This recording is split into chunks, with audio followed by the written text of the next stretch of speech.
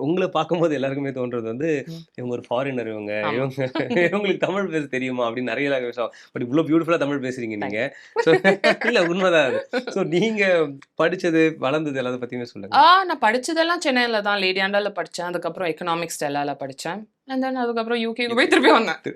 So proper Chennai பொண்ணு தான் இல்லையா? ப்ராப்பர் சென்னை. சென்னையிலேருந்து எங்கேயோ போறதில்ல. ஆனா இந்த கேள்வி நெறைய பேர் கேட்பாங்கல்ல உங்கள பார்க்கும்போது. தமிழ் தெரியுமா பேசுவீங்களா? இப்ப அப்படின்னு நெறைய ஆல்சோ பேசி நான் திருப்பி தமிழ்ல பேசினா ஷாக் ஆயிருவாங்க. ஷாக் ஆயிடுவாங்க. அது மாரி ஒரு இன்சிடென்ட் ஆச்சு ஏர்போர்ட்ல. ஓகே.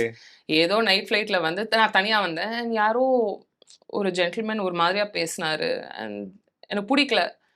தென் நான் திரும்பி பார்த்து, "ஏய் என்ன சொல்றன்னு?" கேட்டேன். அதுக்கப்புறம் வாய மூடிட்டாரு. ஷாக் அதுக்கப்புறம் எங்க ஆயிடுச்சு. அம்மா தென் நான் வீட்டுக்கு போய் எங்க அம்மா சிரிச்சுட்டு இருந்தாங்க. நான் உள்ள வரப்போ, "அச்சா என்னம்மா சிரிச்சுட்டு இருக்க மிட் நைட்ல?"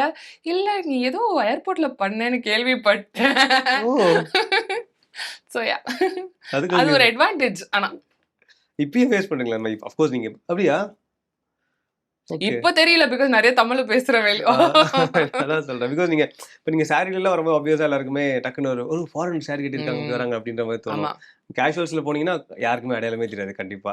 அது ஒரு அட்வான்டேஜா நான் எடுக்கிறது அத இப்ப. நீங்க எப்பயாவது ட்ரிக்கா யூஸ் பண்ணி விளையாடுவீங்களா யாருக்காவது மாரி? ஆமாமாமா. அப்படியா? ஆமா. அப்படியே தெரியாத மாரி பார்த்துட்டு இருப்பேன்.